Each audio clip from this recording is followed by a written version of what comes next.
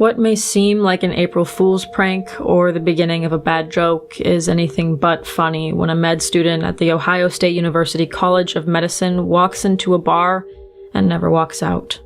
In March of 2006, Brian Shaffer celebrated the beginning of spring break by bar hopping with friends, but he was never seen again. Today on Dark Matters, the disappearance of Brian Shaffer.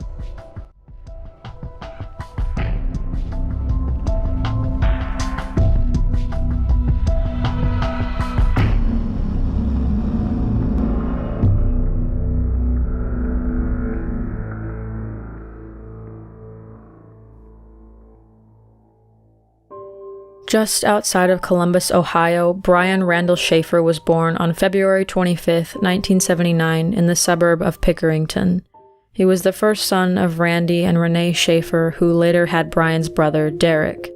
The Shaffers seemed like a happy, typical American family, and Brian had big dreams of becoming a doctor. He graduated from high school in 1997 before earning his bachelor's in microbiology at OSU. He entered the university's College of Medicine in 2004 and was reportedly doing well, making top grades, and, according to his brother, was, quote, doing great things as a doctor, noting his brother stayed away from any kind of drug use. But Brian wasn't just doing well academically. Brian, friendly and attractive, had a thriving social life. He had plenty of friends, a longtime girlfriend, and was extremely close with his parents. But in 2006, during Brian's second year in med school, Brian's mother, Renee, passed away unexpectedly from myelodysplasia. The grief reportedly hit Brian hard, but friends and family said he was dealing well with his mother's passing. There were moments where he clearly struggled, but no one close to him ever saw any signs of long-term depressions or suicidal thoughts. In fact, Brian was still going forth with his spring break plans.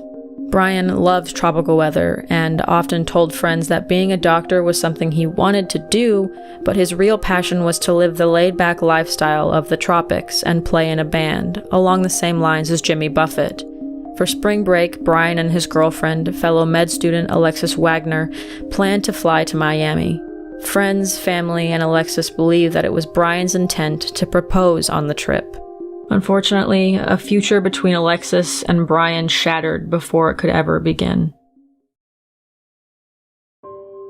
Friday, March 31st, 2006. Students at Ohio State rejoiced. Exams were over and spring break was officially in full swing. That day, Brian phoned his brother in hopes of getting together.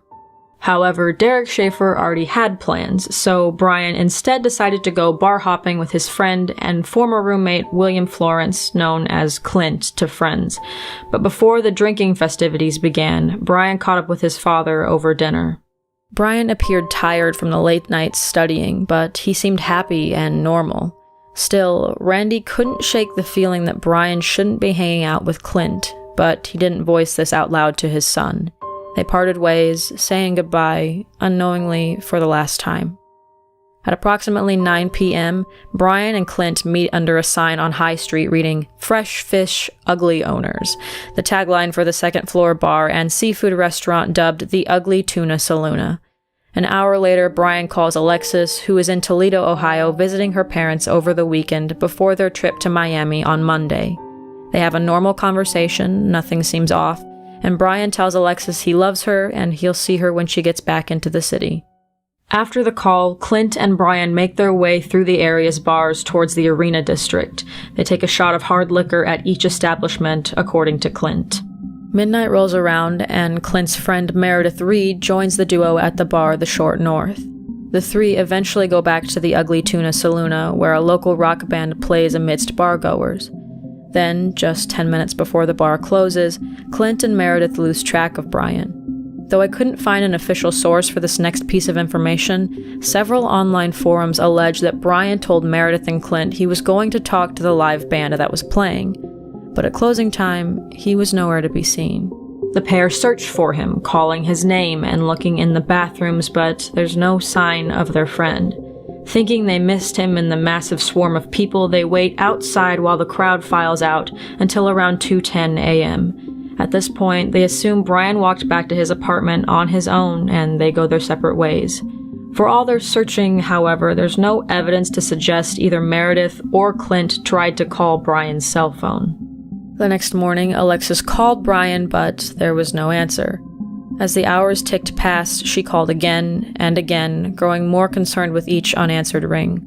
Randy Shaffer also tried reaching his son that weekend, but was unable to get a hold of him. Concerned, Alexis goes to Brian's apartment multiple times that weekend, a routine that developed into a habit. She said, "I came here to Brian's apartment every single day the first few weeks and just, laid here in the middle of his bed and just sobbed." Randy Shaffer also checked for Brian at the apartment, but found nothing out of place. His med school textbooks were all aligned on the shelves, his bed was made, and his car was still parked outside, but Brian was gone. Monday, April 3rd arrives, the day that Alexis and Brian plan to catch a flight to Miami for spring break. Alexis goes to the airport, hoping that Brian will show up, explain his absence, and life will go on as normal, but things never return to normal for any of Brian's friends or family, and they report him missing to the Columbus Police Department. Law enforcement immediately enacts a search, beginning at the Ugly Tuna Saloona and fanning outward. They scour dumpsters in the adjacent alley and nearby streets and the construction site at the bar, search with police dogs, speak to business owners and neighbors in the area, hoping someone saw Brian or knows where he is. Police search the Olentangy River, which runs through the city, and even in the sewer systems, but there's zero trace of Brian. Along the way, missing posters are drawn up that highlight Brian's distinctive spot in his iris and his tattoo, the cover art for Pearl Jam's single Alive. Inside Brian's apartment, nothing appears to have been taken or packed, and none of Brian's credit cards or bank accounts showed any activity since he vanished. Nearby hospitals and transport stations have no record of Brian checking in or attempting to leave the area. The search yielded no trace of the missing med student, but luckily, police had other resources. Columbus, Ohio at the time was the most surveyed city in the entire state, having more CCTV cameras than Cleveland, Cincinnati, and Toledo combined. The South Campus Gateway area wasn't the safest, so many local bars had cameras installed, and authorities took advantage of the footage, hoping to trace Brian's path that night.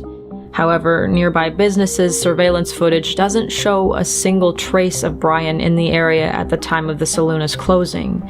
The Ugly Tuna Saloona's camera footage only deepens the mystery. At 1:15 a.m., Brian, Clint, and Meredith are seen coming up the escalator to the bar's front entrance. The same camera captures Brian standing just outside the bar around 1:55 a.m., conversing with two college-age girls named Brighton and Amber. Some reports say that Brian knew these women, others say he didn't. It's unknown what they were conversing about, but nothing seems off or strange about Brian's behavior during the interaction. Some claim to see the women fighting in the video, but multiple sources and sleuthers disagree. Not to mention security, standing just mere feet away, seems unconcerned. Not long after, he waves goodbye to the two women and walks out of the camera's line of sight, presumably to re-enter the establishment before closing. It is Brian Shaffer's last known whereabouts. To make things even more complicated, the only camera besides at the entrance of the bar was one positioned just outside the ground floor emergency exit. Whenever the emergency exit was used, the camera zooms in on whoever was walking out. Brian never walked out of the store. The video footage from the entrance of the bar has been heavily analyzed by law enforcement, and they're positive he never left this entrance. Detective Andre Edwards even specifically accounted for every person entering the front of the bar and accounted for every person leaving, meaning even if Brian changed clothing and tried to disguise himself while leaving out the front, authorities would have noticed. However, Brian had another possible route, through the construction areas around the bar that weren't under surveillance. Yet scent dogs police brought through the area had no hits on Brian's scent in the construction zones. None of his belongings were ever found, and that includes his wallet, clothes, shoes, and keys. Police turned to the people Brian spent his final known moments with: Randy Shaffer, Meredith Reed, and Clint Florence. Both Randy and Meredith agreed to take a polygraph test, and both passed. However, Clint Florence, upon being asked to take the test, refused and lawyered up.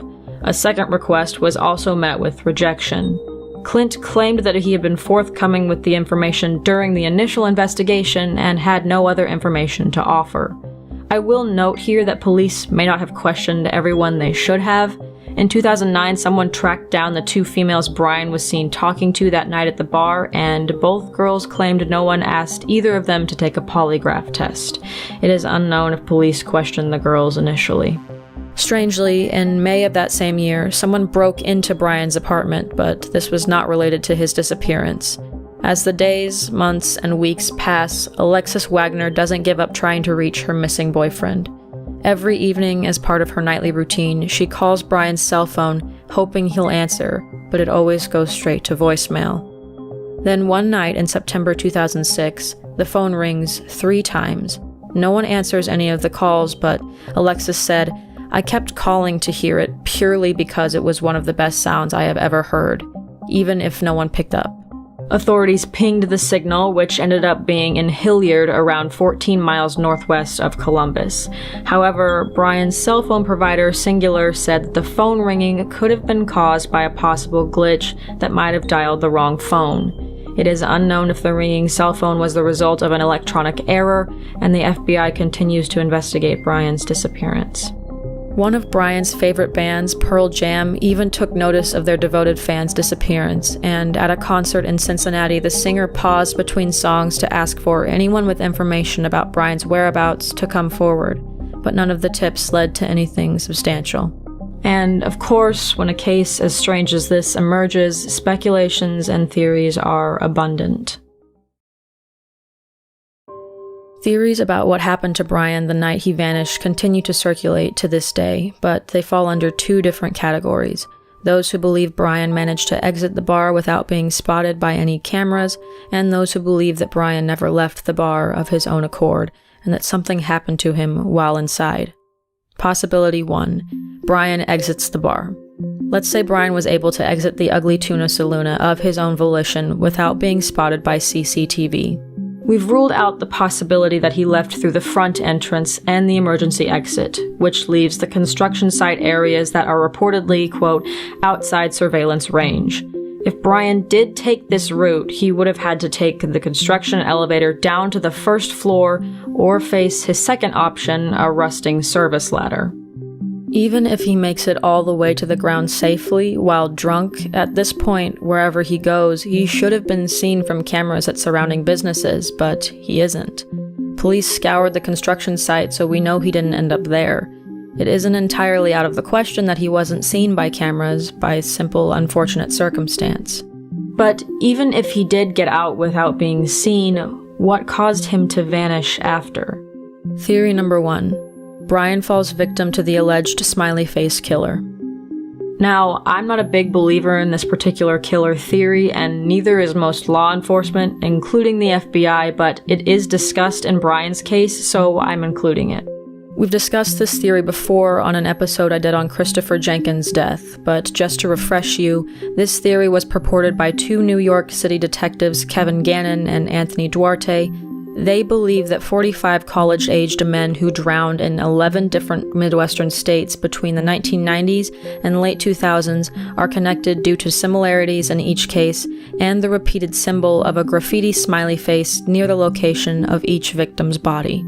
The victims were all male, many of them had left some sort of celebration or bar the night they disappeared, their bodies turned up in waterways, and their deaths were ruled accidental. The skepticism comes when you realize that graffiti smiley faces exist nearly everywhere, so it's hard to say this is the signature of a particular killer or group of killers. Still, some claim Brian is connected to the smiley face murders, though he would be the only victim whose body has yet to turn up. Columbus police ruled out any connection to this theory, but it's still often discussed among web sleuths. Theory number 2. There are those that believe Brian wasn't the victim of foul play, but that he fell into the Olentangy River that runs through Columbus and drowned due to his intoxicated state. This seems plausible, but a few factors make it less so.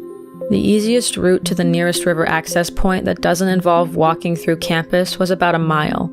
He would have had to have walked it intoxicated, and assuming he used King Avenue, his route would have taken him half a mile past his apartment. If he walked through campus, which is another possibility, that might explain why no bar security cameras captured his trek. Though I'd be inclined to think the university would have had CCTV as well, and police did thoroughly search the campus. If he got to the river, he did it without being detected by any cameras. Also, the Olentangy River was scoured by police, and there wasn't a shred of evidence to suggest he'd been near the river. Then we have theory number 3. Brian was secretly struggling to come to terms with his mother's recent death and committed suicide or made the decision to voluntarily disappear. I lumped these two together because both options would have been Brian's decision, and the end result is the same. He's never been seen or heard from since. Most reports claimed Brian was hurt by his mother's death but was dealing well. He didn't appear to have thoughts of suicide or serious depressive moods. However, something Brian allegedly said to Alexis in the weeks approaching spring break stuck out to me. Brian reportedly confessed he was struggling with Renee's death and that Alexis should, quote, move on with someone else. But then, just a couple of weeks before their trip to Miami, Brian said he wanted Alexis to go away with him. It is unknown what go away meant, running away versus simply referencing their upcoming vacation. And despite this information, Brian's family still doesn't think he would have left behind his successful academic pursuits, his family, or his girlfriend, either via suicide or escaping elsewhere. Following his disappearance, there were several reported sightings, everywhere from Michigan to Texas to Sweden, but none were confirmed legitimate. Some think he may have spontaneously taken a trip to privately grieve his mother, planning to return, but met foul play while gone. However, there was no trace of Brian using his credit cards, bank accounts, buying any tickets, and nothing was packed or out of place at the apartment. If he left of his own volition, he didn't take anything but the clothes on his back, his phone, and his wallet, and he paid his way in cash, and according to Brian's father, his son didn't ever carry cash. If he committed suicide, he did so in a method and location that has ensured he has never been found. Finally, we have theory number 4. Brian left the bar that night and met with foul play that evaded capture by any CCTV cameras. Authorities believe there is a great possibility that foul play was involved in Brian's disappearance, and the most recent reports claim police have 3 theories for the case they're pursuing. However, they have declined to release them to the public, likely to protect the integrity of the investigation. Since Brian was intoxicated, it likely made him more vulnerable to any kind of assault, and the 6 blocks he would have had to walk towards his apartment was, at the time, an area with, quote, a significant amount of crime. But if he met with foul play, where is his body? Again, there are suggestions he was dumped in the river, but there's a lack of evidence to support that. Some think Brian's phone ringing in September 2006 wasn't a cellular glitch, but the result of his captor/killer turning his phone on. It's difficult to say if this was true, though, for obvious reasons. Another speculation falls under this same theory, and it's one I ran into very late in writing this script. Reportedly, Brian told his friends before they lost track of one another that he was going to speak with the band that was playing live that night at the Ugly Tuna Saloona. You'll also recall that Brian dreamed of playing in a band in the tropics, so maybe talking music was something he was interested in. Some think Brian helped the band break down their set after the bar closed and left with them, or that they had something to do with his disappearance. However, detectives said they questioned the band, and it doesn't seem like there was any connection. Now we have Theory 5, which runs under possibility number 2. Deviating from the first 4 speculations, this theory suggests that Brian wasn't seen leaving the Ugly Tuna Saloona because he never left. Not of his own accord, anyway. Web sleuths have suggested that Brian met some sort of foul play inside the restaurant and his body was concealed in an empty beer keg, or he was walled up in the back room or the sub-basement. Some have suggested that maybe an employee was behind his disappearance, but authorities had questioned all of the employees who weren't able to offer any information. There was no evidence of any foul play taking place within the establishment either, so this theory to me personally seems less likely. But if Brian met foul play within the bar, I find it more likely that he was transported out over the weekend in something like a garbage can or delivery container to avoid cameras capturing anything suspicious. Friends and family didn't report him missing until Monday, April 3rd, when he missed his flight, so that leaves time for a perpetrator to hide the body and clean up, especially if they were someone who worked at or had access to the building, and if they had an accomplice. The Ugly Tuna Saloona was searched top to bottom without a trace of Brian. Regardless of whatever theory people believe, many think that one way or another, Brian's former roommate and friend, Clint Florence, had something to do with or knew something about Brian's vanishing. So, Clint Florence's involvement is theory number 6.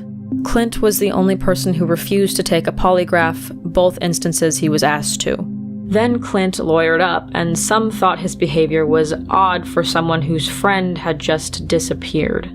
Brian's brother Derek Shaffer said of Clint's behavior, "I didn't know Clint very well, but I always thought something was off with him. The way he talked about my brother after he went missing, kind of in a negative way. I wouldn't expect that from someone whose friend vanished. If Clint knew something, I hope he would have shared it. I deserve to know. As soon as the detectives started getting involved, that's when he pretty much had no contact with anybody.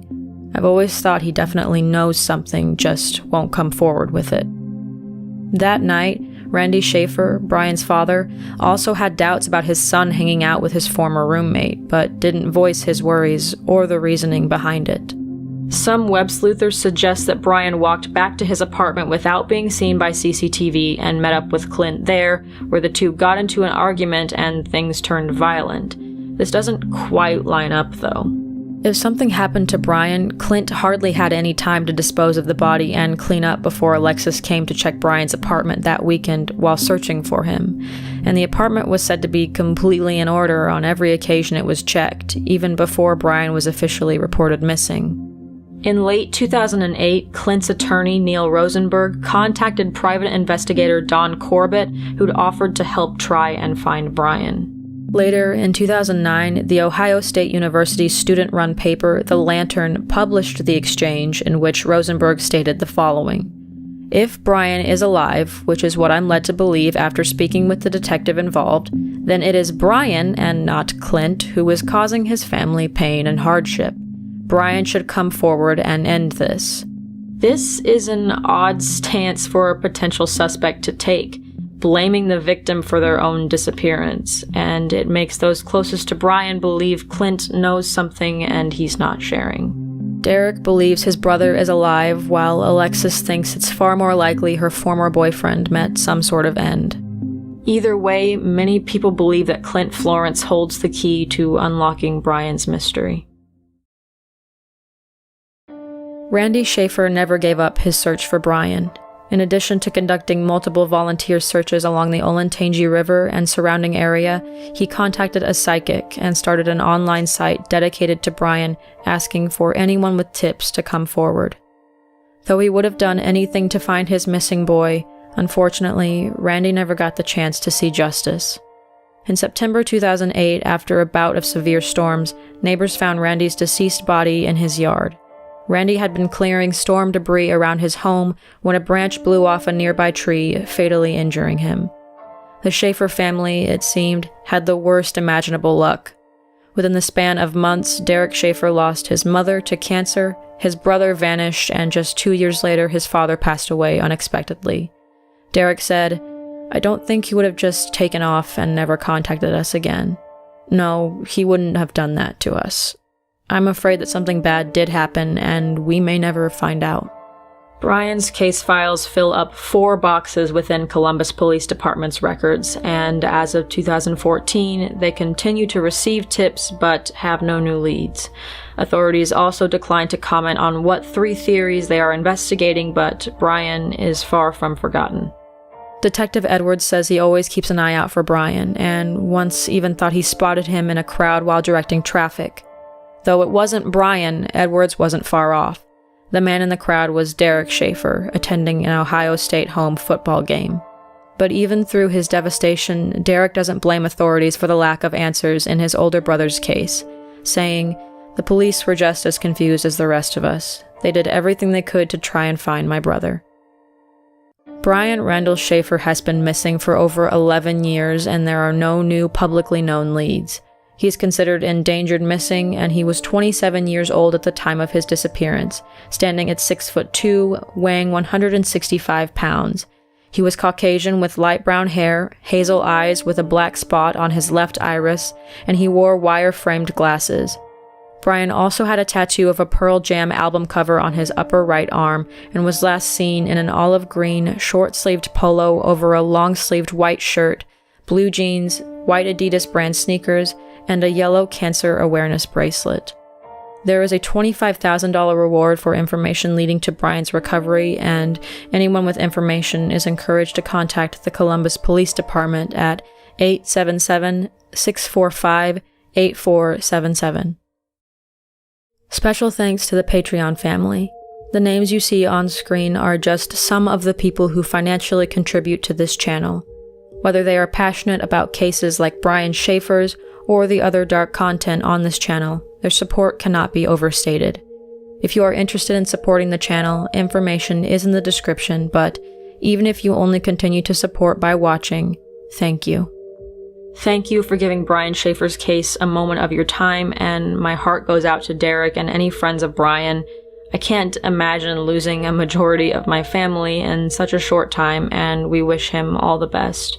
No matter what you choose to believe or what you speculate, I ask you only for respect in the comments below, and remember, though these may be dark matters, the darkness always matters. Thank you for watching the video.